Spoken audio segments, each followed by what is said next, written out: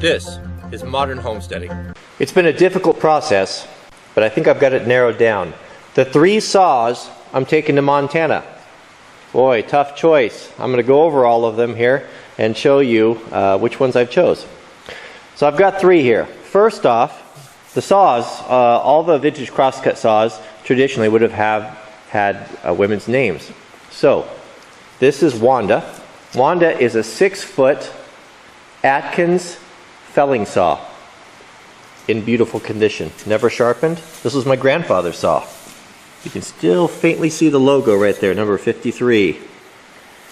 Next is a saw that was a gift to me that is also a crescent ground saw, very special vintage saw. It's a 5.5-foot bucking saw. And I'll tell you what, 2 days ago it didn't look like this, and I still have more work to do, but you can see the polish that it's getting there. There's a little defect that will be fixed in the saw class, but starting to get down to really shiny metal. You wouldn't believe what this looked like when I started. Still got a little bit of stoning to do here. Right here you can see the whole thing has a light pitting in it, but given enough time and patience and effort, you can turn this into this.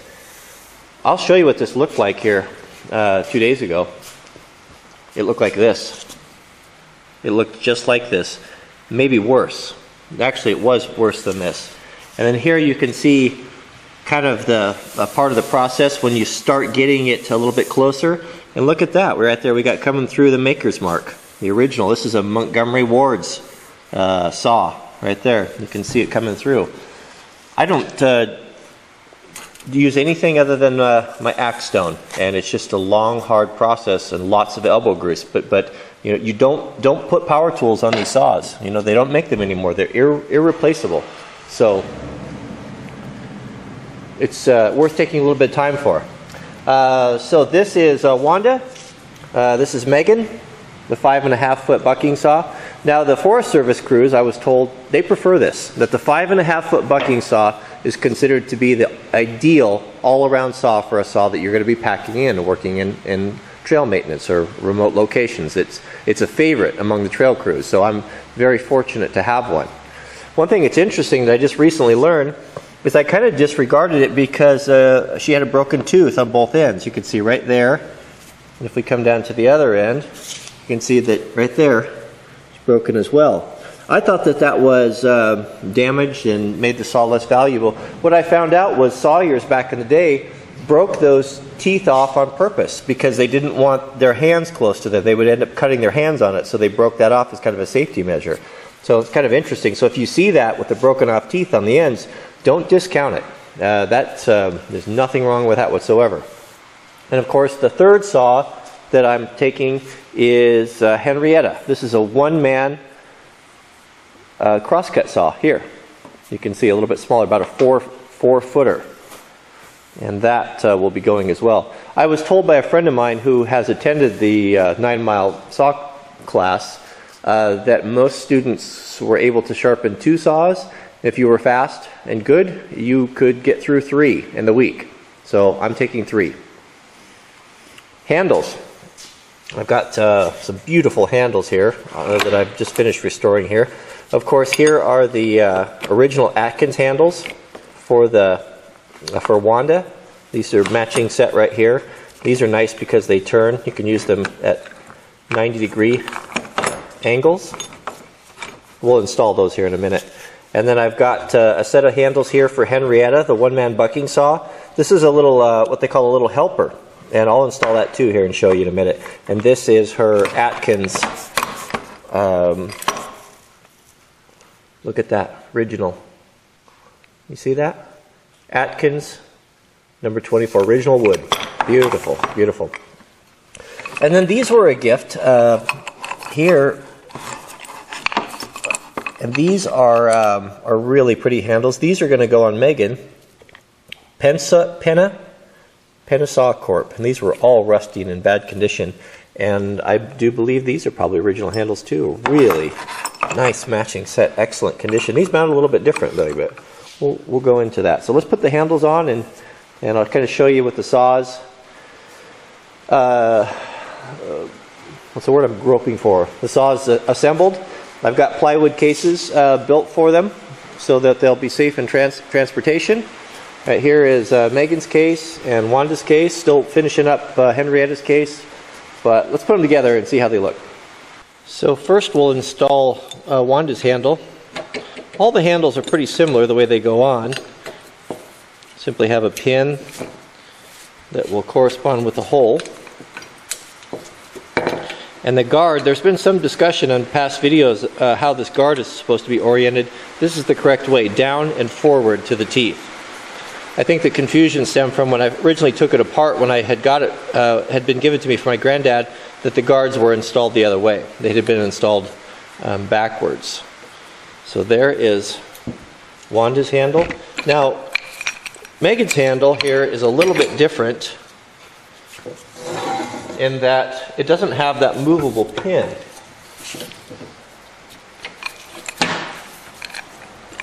So you can see here, it's got this little casting. So this simply, I noticed that sometimes there's a little J, there's a JR carved in there. You can see that JR.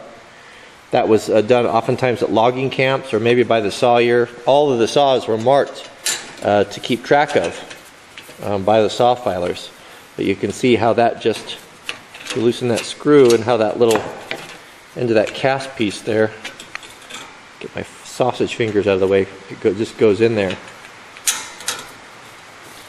And then the wing nut tightens up. This is a less versatile handle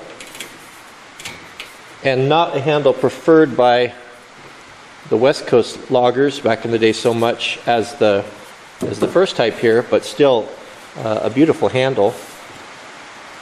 That's what I have, so that's what I'm going to use. I think it's kind of fun to have a little bit of variation there.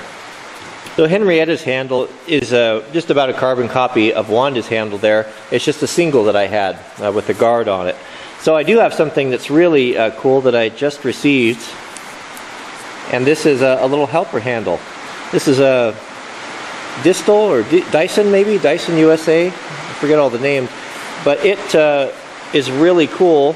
It works the same way with the little kept rivet in there, but you'll see that that these one-man crosscut saws have holes on the top of them, so I can go that way you can see it, where the helper handle fits in. So once you line up that little pin, this has got a nut on the inside, and you just screw it tight, and it tightens up against the spine of the saw, and now you can get two hands on the saw when you're working like this, back and forth, just more leverage. You can push down on the front of that saw. And another thing that's really cool about these is you can take this off, and if you want to use your one-man crosscut saw as a two-man crosscut saw, there's a hole on the end as well that we can install this helper handle with.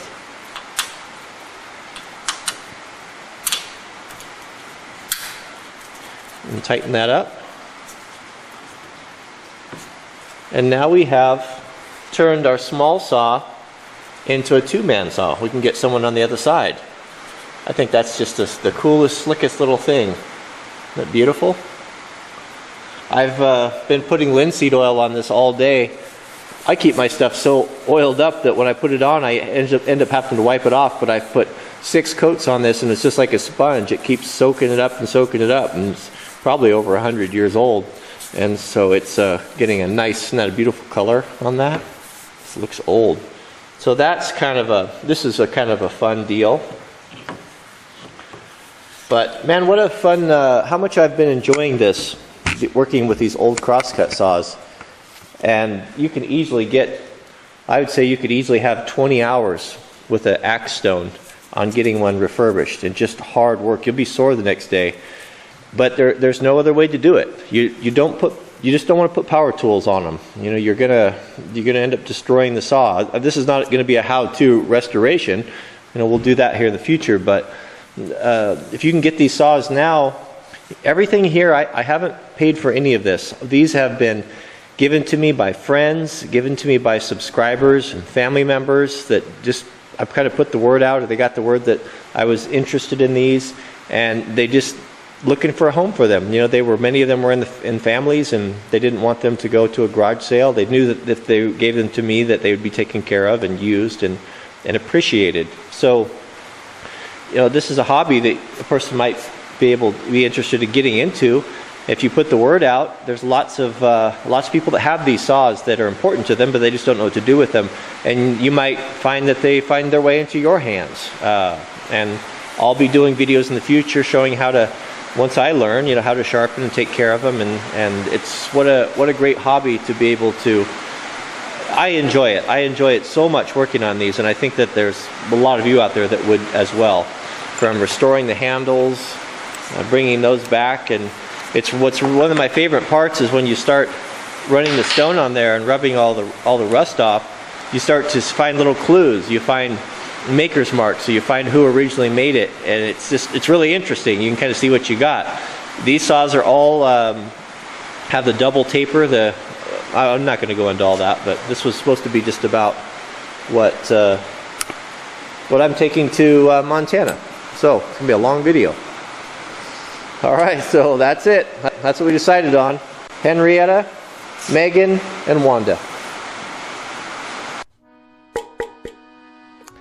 You know how hard it is to find a proper logger's hard hat in the old school aluminum? Well, I found them. I'm working a product coupon code for you too. Stand by for that. Samples are in the mail. So, what'd you think of Megan? You guys haven't seen Megan, the new bucking saw. Reminds me of someone I know. Slim, beautiful, sharp. Love that saw. So, did you thumbs up? If you like this video, please, or even if you don't like the video, click the thumbs up. That's a way you can support me. So, I know, I have to remind you, because everyone forgets. Getting ready for the head out to the saw class. So, over here to my right, it's always confusing to me. Over here to my right, your left, is some Crosscut saw videos of me restoring Wanda.